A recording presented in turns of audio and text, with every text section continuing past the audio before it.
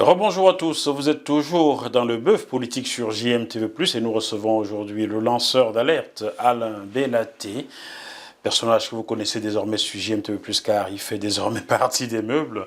Je pense que je vous ai reçu au moins comme une fois, au moins 8 fois en moins de 2 ans. Ouais, Bon, un peu plus même déjà. Waouh, oui, un peu plus, je crois. On a parlé des passeports, on a parlé, au moins une dizaine de fois en moins de 2 ans. Des policiers qui étaient arrêtés dans le cadre du commerce des passeports au temps de Jean-Louis Messing, et le chauffeur qui avait fui, qui est aujourd'hui aux arrêts, il est en prison, ainsi de suite, bon, ainsi de suite. 10 millions de fois. Nous allons, dans cette dernière partie, Alain Bellaté, évoquer une plainte contre X déposée par quelqu'un que vous aviez cité sur ce plateau il y a quelques mois, en service à l'Assemblée nationale du Cameroun, M. Gaston Komba, qui est du même village que vous. Il est du même département, du même arrondissement. Bon, même arrondissement que vous. Il a déposé une plainte contre X. J'ai entendu mon confrère Sismondi Balev Bidjoka en parler dans une chronique cette semaine. Monsieur Gaston Komba, accompagné par quelqu'un de l'opposition, monsieur Joshua aussi, serait allé faire des achats, des emplettes quelque part dans un pays du Golfe. Monsieur Moifo, on va d'abord restituer la vérité. Essayons. Monsieur Gaston Komba va en mission à Dubaï dans le cadre d'achat de véhicules des membres du bureau de l'Assemblée nationale. Ah bon? En violation du code des marchés publics encore. Il se fait accompagner par Joshua Oshi et autres. Cela m'est parvenu 2 jours après leur départ, et je me rapproche de quelques amis et proches à l'aéroport pour en savoir s'ils sont passés. On me dit oui, ils sont passés, voilà, ils étaient comme ça. Bon, je dis ok, c'est bon, merci. J'essaie de me renseigner pour savoir est-ce qu'un secrétaire général de l'Assemblée va en mission à Dubaï. Est-ce que le Cameroun a une collaboration parlementaire avec les Émirats? C'est d'abord la première question. Non. J'essaye de voir quelques députés que je connais, avec lesquels j'échange, qui sont des hommes de loi. Non. Le Cameroun n'a pas de collaboration parlementaire avec les Émirats arabes. En conséquence, c'est ce qu'on appellerait des détournements des deniers publics. Des détournements de deniers publics? Oui, monsieur. C'est une accusation forte. Hein? Si vous prenez l'argent du contribuable pour aller là où vous n'avez pas à y aller, avec cet argent, et vous offrez des missions, vous allez en villégiature. Et si vous allez en villégiature avec l'argent du contribuable, c'est un vol. C'est un sport national, ça. Même le président est souvent en villégiature en Suisse. Moi, le président va en visite privée, c'est de droit. Éternellement privé, quoi. Non. Moi, je suis désolé, monsieur Moifo. Très bien. Sur ce, je suis clair là-dessus. Et je parle d'autorité parce que je sais de quoi je parle. Et avant que je parle, je crois que vous me connaissez déjà, avant que je parle de quelque chose, je possède des documents. Et effectivement, il va en mission pour acheter des véhicules. Première question. J'appelle des aînés qui sont du corps, du droit, magistrature, avocat. On essaye de dire, je pose la question, on discute dessus, on débat. Affirmatif, non, il n'a pas allé à Dubaï. Il n'a pas allé à Dubaï. Donc c'était la villégiature. Ok, dans ce cas, je peux le dire. Oui, mais il ne peut rien te faire. Il ne peut rien te faire, rien. Si tu as la preuve qu'il est parti, il ne peut rien te faire. Je dis, bon, et ça? Si tu as ça, il ne peut rien te faire, rien. Ça, tu gardes, il ne peut rien te faire. Tout ce qu'il a à faire, c'est de se calmer et de chercher à te taire. De laisser, vraiment. Mais dire que peut t'intimider dessus, non. C'est lui qui peut s'exposer s'il sort cela. Parce que tu arrives devant un tribunal, tu produis ça, tu sors ça, c'est fini pour lui. Parce qu'il faudra se justifier après. Mais il a quand même déposé une plainte contre X, là. Non, il n'a pas contre X. Il faut dire les choses. Contre qui? C'est contre moi qu'il porte plainte. Il a donc déposé une plainte pour diffamation. contre vous. Non, mais attention, ce n'est pas sur ce dossier. Ah, c'est sur un autre. C'est pour cacher ce dossier, qui croit qu'il va m'intimider sur l'autre. Ah, d'accord, je ne comprenais pas très bien. Il prétend que j'ai diffamé l'Assemblée du fait de dire que l'Assemblée est mauvais payeur. Ils n'ont pas payé les factures d'une entreprise, Philpan et Pros, depuis 3 ans. Et que l'entreprise tente de les escroquer. La question est simple. Y a-t-il eu un contrat entre l'Assemblée et cette entreprise? Oui. Ce contrat a-t-il fait l'objet d'une réception de travaux? Oui. Ce contrat a-t-il fait l'objet d'une présentation de factures? Oui. Les factures ont été payées? Non. Ce contrat a fait l'objet, à cause de ces factures, un recours gracieux vous a été adressé? Oui. Il y a la preuve du recours gracieux. Ce contrat a-t-il fait l'objet de recours gracieux? A-t-il fait l'objet d'une transmission à l'autorité des marchés publics qui est l'ARMP? Oui. L'ARMP s'est-elle prononcée? Oui. Vous avez toutes ces preuves-là. Mais je vous les envoie, monsieur. Pourquoi donc M. Gaston Komba dépose une plainte contre vous pour diffamation de l'Assemblée nationale? Monsieur Moifo, quand je l'ai dit, j'ai reçu l'appel d'un aîné qui est colonel, donc permettez-moi de ne pas citer son nom. Alain, je veux amener la paix entre vous, vous êtes frères d'une cam, machin, nous sommes tous frères d'une cam, machin. Essayons de nous asseoir pour causer.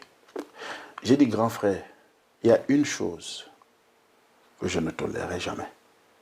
C'est qu'on veut me passer pour menteur. Et qu'on me méprise. Qui que tu sois, où que tu travailles. Je ne laisserai jamais me passer cela. Jamais. J'ai accepté la médiation. Une semaine, 2 semaines après, il m'appelle, il me dit, petit frère, fais ce que tu veux. J'ai dit, ok. Comme je vais aller au Kosovo, je vais m'arrêter après à Paris. Monsieur, moi, il faut me solliciter depuis, je vais m'arrêter pour qu'on fasse... le point. On va faire le point. Je vais revenir à Paris parce que comme je ne vous poursuis pas de Paris pour le Kosovo, je reviens, je m'assois là, on va faire le point sur un plateau. Donc, après la saisine de l'ARMP, du recours gracieux, l'Assemblée s'est-elle prononcée? Non. Elle est restée silencieuse 90 jours. On a saisi le tribunal administratif. Cela a été dit sur les plateaux de radio. L'Assemblée nationale, par le biais de son secrétaire général, a pris sur lui, M. Komba, Gaston Komba, de porter une plainte pour diffamation devant le TPI de Yaoundé Centre administratif. Est-ce que l'ARMP s'est prononcé sur la requête de l'entreprise qui est face à l'Assemblée? Oui. L'ARMP s'est prononcé, et je peux vous envoyer le document, qui demande à l'Assemblée de leur dire comment ils comptent régler ça. Mais ce qu'ils ne comprennent pas, c'est que même s'ils règlent ça aujourd'hui, les pénalités moratoires continuent on continue à courir depuis la saisine. Elles continuent à courir. Donc, ça fera encore de l'argent de plus. Et quand on quitte sur le recours gracieux, parce qu'il y a beaucoup de chefs d'entreprise, gestionnaires de crédit au Cameroun qui ne comprennent pas ce mécanisme. Quand on a un recours gracieux, on est encore à l'amiable. C'est-à-dire que, asseyons-nous, nous débattons. Discutons. Et puis... Mais dès qu'on va au recours contentieux, les données changent. Je peux vous réclamer 10 millions au recours gracieux. Au recours contentieux, je vous demande 1 milliard. Pourquoi? Je recrute, je prends bien des avocats, des conseils. Il faut les payer. C'est dans la procédure que je vais les payer. Je prends des experts en marché public qu'il faut payer. C'est dans la procédure que je vais prendre cet argent pour payer. D'accord? Le crédit que j'ai pris pour réaliser cette affaire, c'est dans la procédure que je vais payer les intérêts qui vont être générés de ce crédit. Donc, j'interpelle ici les gestionnaires de crédit. Donc, n'attendez pas le contentieux pour dire, mais pourquoi vous me demandez 10 millions dans le recours gracieux et vous me demandez 1 milliard au contentieux. Ce programme vous est proposé par Gespomi, votre nouvelle marque de chaussures mixtes à Paris. Contact 0033 753 45 50 63. Site internet www.gespomi.net. Email gespomi@yahoo.com. Ne manquez pas vos chaussures des rêves sur la place parisienne. Gespomi.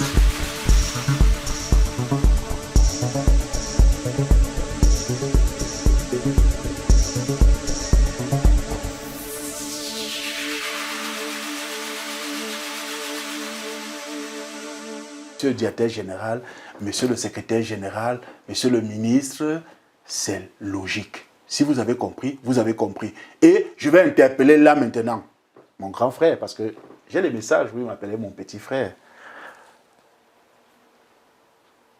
Charles Ndongo, célèbre journaliste, très compétent. Charles Ndongo, le directeur de la télévision nationale. Oui. Vous avez un dossier au tribunal administratif. Ne vous laissez pas berner. Vous avez tort sur toute la ligne. Allez négocier ce dossier. De quoi s'agit-il là ça... Pareil. C'est un grand confrère, donc je dois comprendre. Pareil. Ils ont payé un prestataire 10 ans après. Ah, d'accord. Et le prestataire leur réclame les pénalités moratoires aujourd'hui, qui sont pratiquement 8 fois.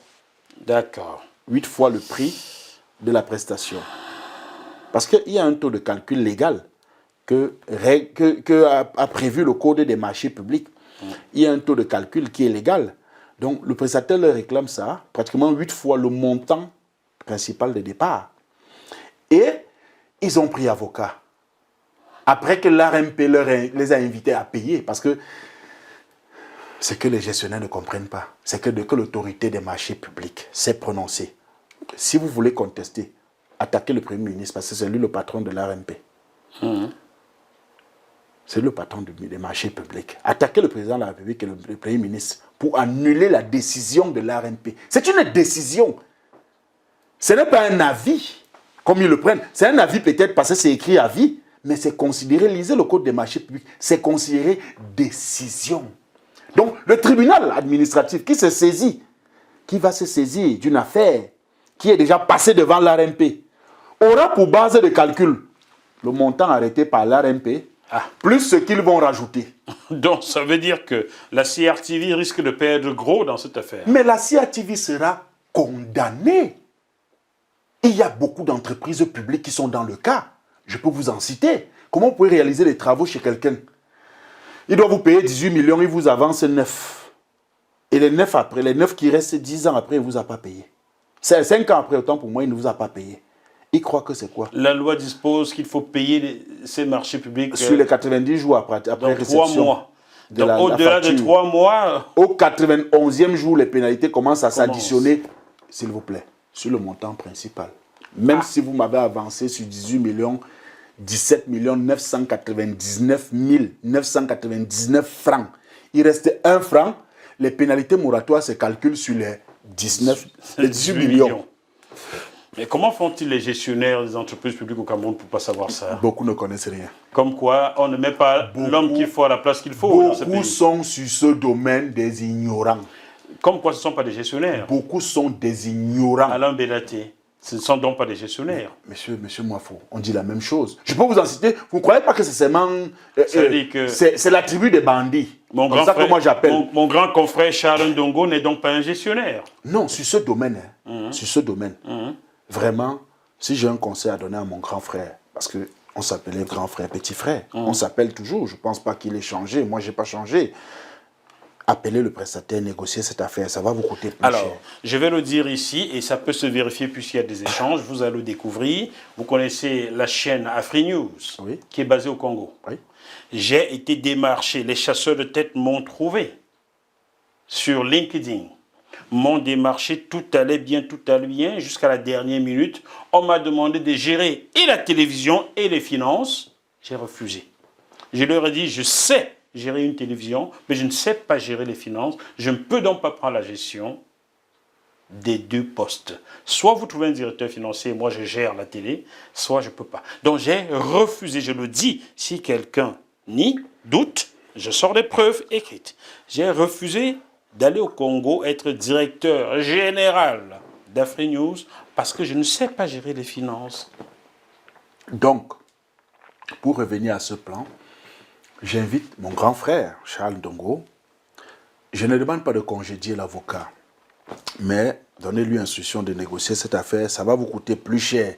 Et il faut que tous les gestionnaires intègrent cela. Toute faute de ce genre est une faute de gestion. Donc on peut vous attraire au TCS pour faute de gestion. Pour faute de gestion. Pour cela. Donc mon grand confrère Charles Ndongo. Ils sont nombreux qui sont dans le cas. Et pour revenir à notre dossier, le secrétaire général de l'Assemblée qui aujourd'hui me poursuit, dans le cadre de la diffamation, qu'ils prennent encore cette émission pour me poursuivre parce que je dis encore une fois de plus que l'Assemblée me doit.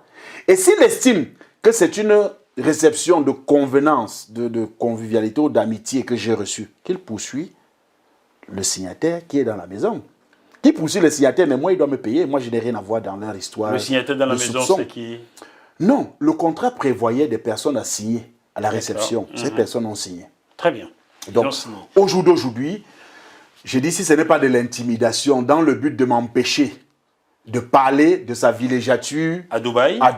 Accompagné par qui? Joshua Oshi et autres. Qui est de l'opposition. Oui, mais je vous ai déjà dit qu'au Cameroun, il y a une tribu.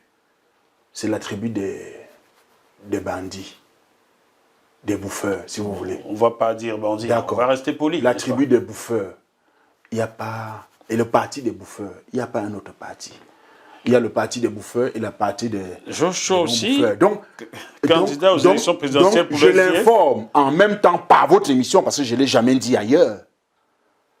Je ne l'ai jamais dit ailleurs. Les FMO que vous avez à l'Assemblée, tout le personnel que vous avez à l'Assemblée, gendarmes, police, etc., retenez ceci. Ils sont d'abord des agents de renseignement. Et avant que je ne parle de ça, le président de la République avait déjà reçu une note d'information dans ce sens. C'était déjà sur la table du président Biya. Et moi, je parle de ça une semaine après. Parce que j'ai eu l'information, non, je parle de ça, on va dire 2 semaines et demie, 3 après, que le président ait reçu ça sur sa table. Eh bien, ne vous inquiétez pas, il ne vous fera rien. Monsieur Biya n'agit jamais. La preuve. Donc, je suis désolé, si c'est moi que vous venez chercher pour diffamation, parce que j'ai rendu public ça, et poursuivez aussi les FMO. Parce que c'est eux qui ont fait, c'est des agents de renseignement qui ont fait ce renseignement. Et c'est bien signé, je ne donnerai pas les noms, c'est bien signé de certains hauts gradés, certains cadres de l'Assemblée, de la garde de l'Assemblée, en service à l'Assemblée. C'est écrit en service à l'Assemblée. Ne me demandez pas aussi si j'ai vu.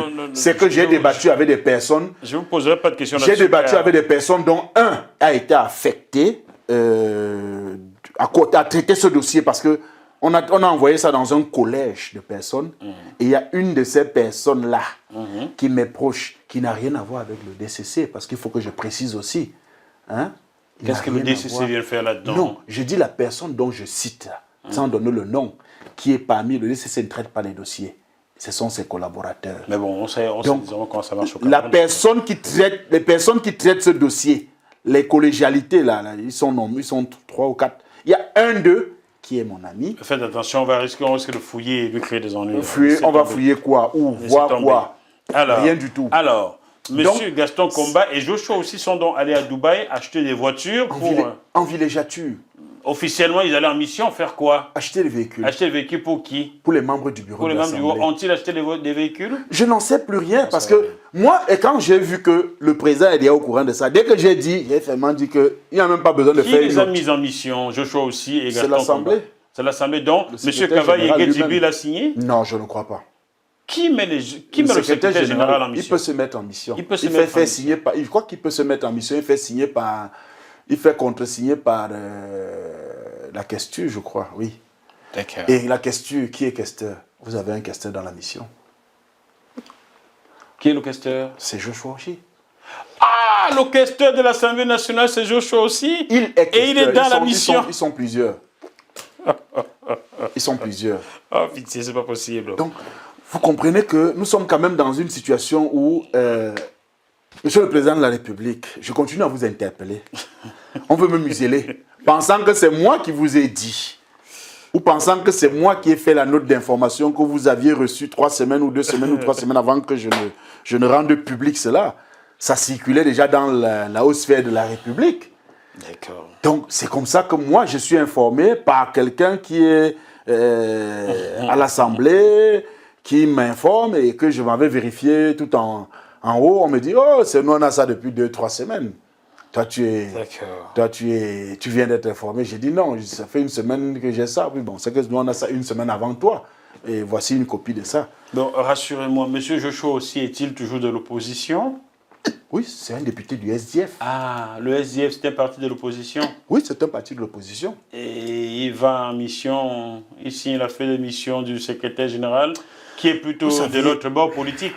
Et ils vont vous tous les deux à savez, Dubaï. Monsieur Moifo, Oh le là Cameroun, là là c'est un là pays là, pauvre particulier. Camerounais. Je vous l'ai dit qu'il y a une tribu. C'est la tribu des bouffeurs. Il y a un parti. C'est le parti des bouffeurs. Vraiment, le reste là, il ne faut pas trop.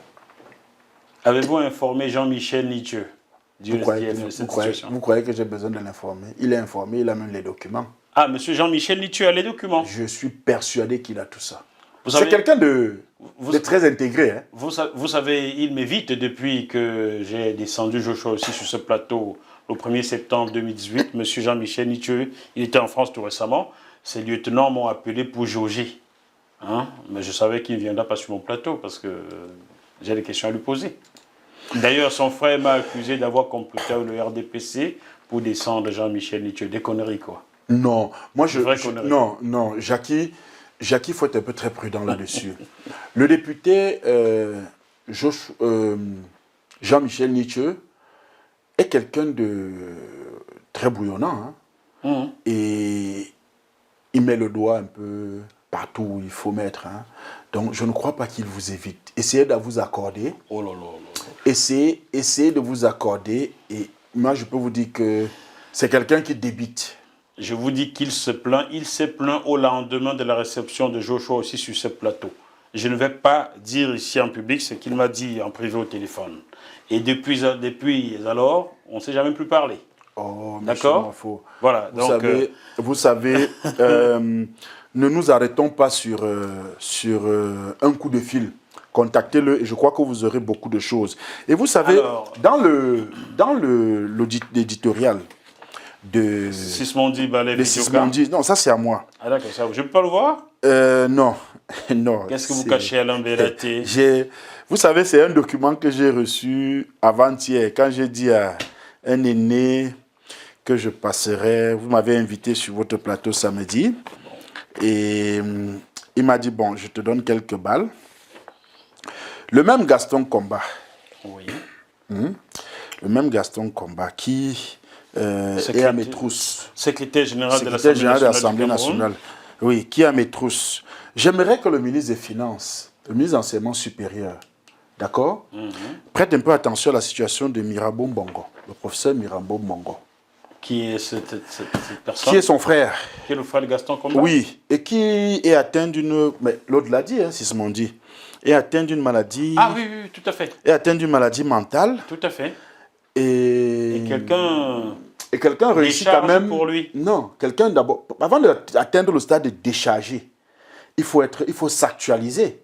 C'est-à-dire que la remise en circulation du fichier, en réactivation du fichier solde de l'État je crois qu'il a eu lieu 2 fois déjà, depuis qu'il est malade, d'après les informations que j'ai reçues. Qui a actualisé son nom? C'est la question qu'il faut qu'on se pose. Monsieur le ministre des Finances, monsieur le ministre des Enseignements supérieurs, monsieur Jacques Famdongo et monsieur Moutazé, qui a actualisé les dossiers de Mirabeau Mbongo, qui est le frère de Gaston Combat, dont la personne me certifie qu'il est à son domicile. Il est enfermé. Il est enfermé au domicile de M. Gaston Combat, situé à la cité verte Yoyo Bar. Hein? Donc, M. Mirabeau Mbongo est enfermé au domicile de M. Combat. Parce qu'il a atteint d'une maladie mentale. Donc, qui actualise dans son dossier s'il est et qui perçoit les salaires. Et quel est le banquier qui reçoit les virements sur un compte et qui a donné procuration, qui a accepté procuration sur ce compte? Tout ça doit faire l'objet des enquêtes. Que prévoit la loi dans ce genre de cas? Ça s'appelle simplement des détournements des deniers publics. Point. Que prévoit la loi du Cameroun sur ce genre de cas? Lorsque quelqu'un a ainsi atteint d'une dégénérescence. Je pense qu'il peut toucher son salaire pendant les 3 premières années qui suivent son traitement. Je pense, hein, si j'ai bien pris connaissance des textes. Et par la suite, on doit le congédier ou l'anticiper. Je crois qu'on peut l'anticiper à la retraite ou le virer, je pense. Je pense que c'est ça. Il était fonctionnaire, il est fonctionnaire. Il est professeur d'université. Il est professeur d'université. On va pas le congédier parce qu'il est malade. On va peut-être anticiper le mettre à la retraite. Ben, bien entendu. D'accord. Qui perçoit les salaires? Les salaires, hein, c'est des salaires qui sont perçus. D'après le mail que j'ai reçu, c'est des salaires qui sont perçus jusqu'à ce jour. Alors, qui perçoit ces salaires-là? C'est viré dans quelle banque? Et pourquoi le banquier accepte d'écaisser un argent de quelqu'un que vous ne voyez jamais? Qui n'a pas fait de procuration? Ben, il peut avoir fait. Il peut avoir fait. Mais dans quel sens? Sous quelle manière? Est-ce que ce n'est pas... je vous fais signer, je m'avais fait légaliser, je m'avais donné. C'est illégal. Une procuration bancaire se fait à la banque. Ah, d'accord. Donc il faut que la banque s'explique également. Mais bien entendu, c'est pourquoi j'interpelle la banque. Le ministre des Finances, qui est le patron des banques, devrait une enquête dessus, devait mettre une enquête dessus, le ministre de l'Enseignement supérieur. Si vous aimez tant le Cameroun, mettez une enquête dessus pour connaître la situation de M. Bongo Mirabeau, dont les salaires...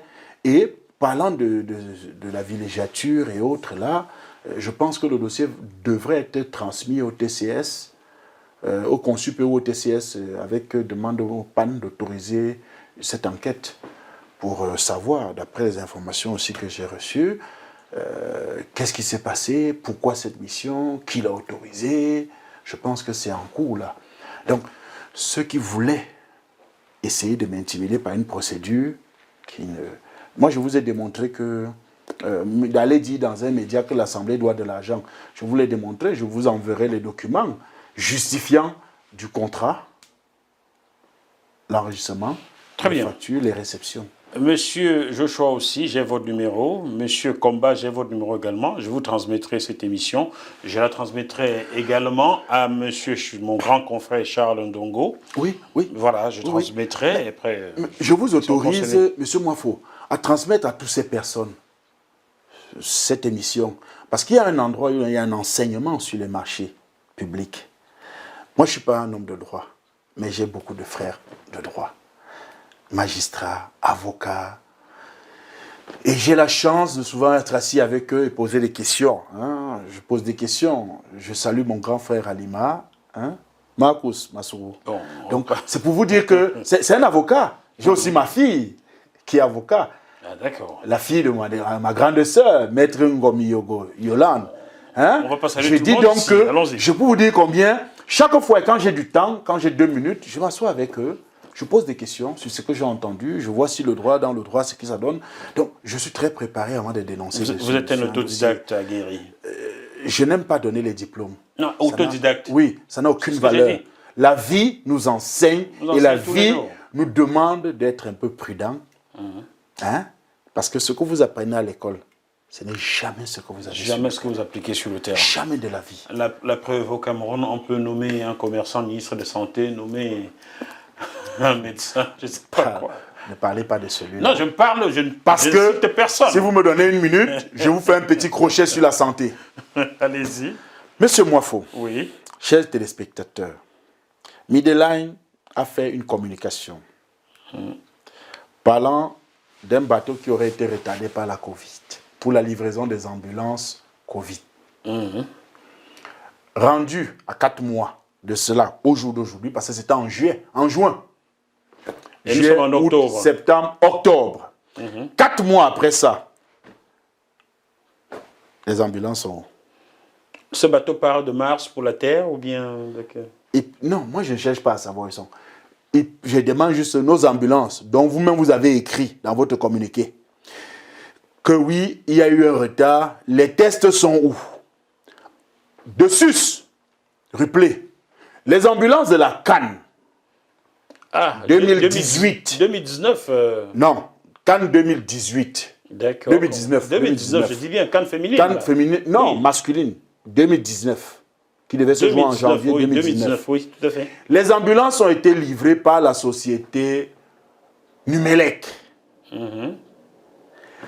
Numelec, donc, dans un éditorial, Sismondi vous a fait savoir que le ministre de la Santé avait appelé le directeur de cette société pour lui dire « Bon, tu as un truc de 900 millions, là, mets 3 milliards, je te paye, mais tu ne me reverses ma part, il a refusé. On n'a pas payé ces ambulances de la CAN. 600 ou 700 millions, quelque chose comme ça. Jusqu'à ce jour, il n'est pas payé. Numelec n'est pas payé jusqu'à ce jour. Alors que les ambulances Covid sont payées. Ah. Les ambulances Covid qui ne sont pas encore livrées. Ils ne sont pas livrés. Ils sont déjà payés. Oui, monsieur. Numelec qui a livré les ambulances Numelec a livré de la CAN 2019. N'est pas payé. Les voitures sont en circulation. Une est même en panne. Alors je vous parle. Mais il n'est pas payé. Et ils ont essayé de créer toutes sortes de dossiers. Ils ont essayé d'écrire à la CONAC, écrire au TCS, pour essayer de le livrer à la Vindic. Ça n'a jamais rien donné. Monsieur Malachi, monsieur Malawuda Malachi, je ne vous appelle pas docteur, je dis monsieur le ministre, parce que le Cameroun n'a pas reconnu votre doctorat. Moi, je suis désolé, allez voir le ministre des Enseignements supérieurs, c'est lui qui a dit qu'il ne reconnaissait pas cela. Monsieur Malawuda Malachi, monsieur le ministre, vous n'avez pas payé Numelec. Je ne connais même pas, j'ai entendu, c'est un truc que j'ai lu dans les dossiers où je marche. Vous ne le payez pas, alors que ces ambulances sont utilisées. Un des ambulances est en panne. Il faut payer ces garçons. Et vous-même écrivez au TCS et à la CONAC où vous aviez écrit. Vous aviez un pion qui cherchait absolument de le rendre coupable. Vous-même écrivez pour leur dire que c'était que du mensonge. S'il vous plaît. Parce que ce Camerounais aujourd'hui, c'est lui qui équipe la Côte d'Ivoire, l'hôpital de Dorba, scanner, IRM, échographie, etc. En Centrafrique, c'est lui qui équipe les hôpitaux de référence qu'on construit là-bas. Tous, c'est lui qui les équipe. En Guinée, c'est Numelec qui équipe. De grâce, Monsieur le Président de la République, quand j'ai fini avec Monsieur Malawuda, Monsieur le Président de la République, permettez d'arrêter tous ces mensonges sur ce jeune homme. C'est un jeune Camerounais. C'est un jeune. Au même titre que notre jeune compatriote qui fait les passeports en Allemagne. Suspendez le contrat au Gentica. Dénoncez cela et ramenez les choses à la normale. Il n'est pas normal que tous les jours on vous cite, on vous insulte dans les réseaux sociaux, Monsieur Biya. Ce n'est pas normal. Alors que les responsables ne sont pas cachés. Ils sont connus. Et vous les connaissez? Tout le monde les connaît. Parce que quand on ne paye pas Numelec, ça génère des intérêts bancaires. Et ça, parce que je vous annonce que cela va générer une procédure de pénalité moratoire, de retard de paiement. Légal, Monsieur le Président de la République, Monsieur le ministre de la Santé, légal, qui est une faute de gestion pour vous, Monsieur le ministre Malawuda Malachi. Et si vous avez écouté, vous avez écouté. Quant aux gestionnaires de crédit, payez les gens.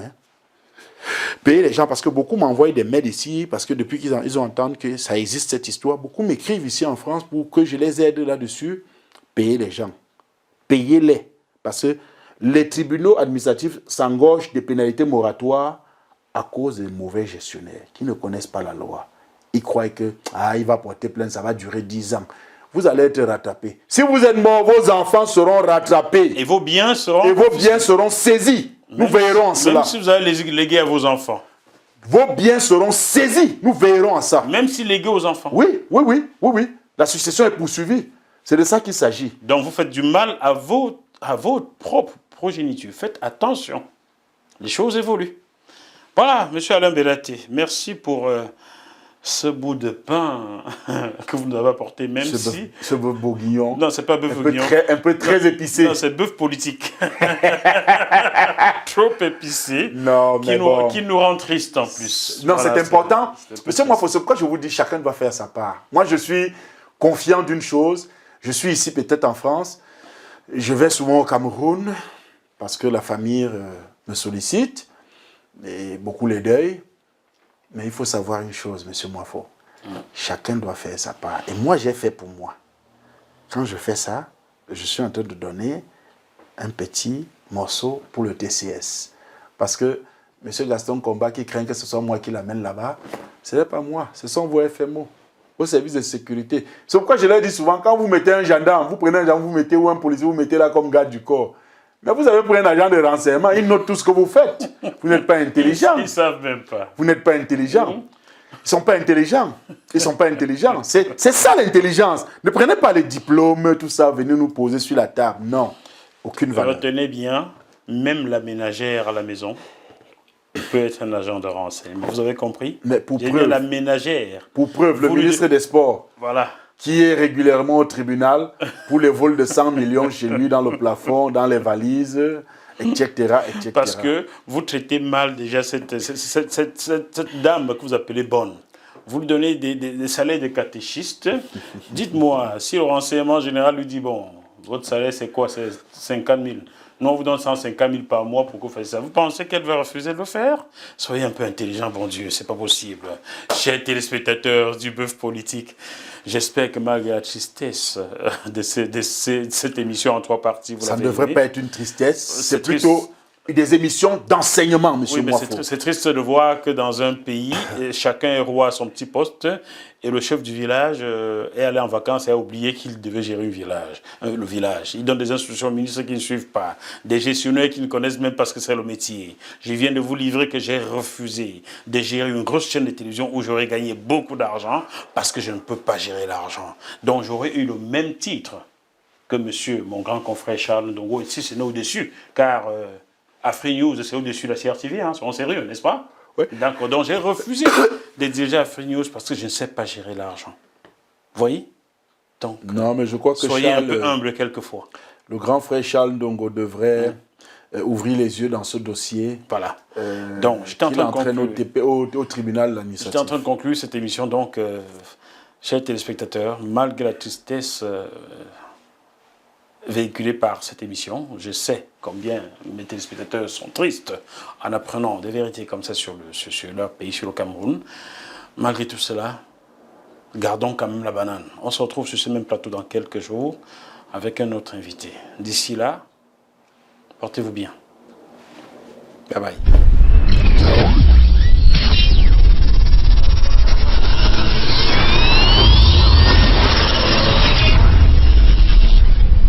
Restez scotchés sur JM TV+.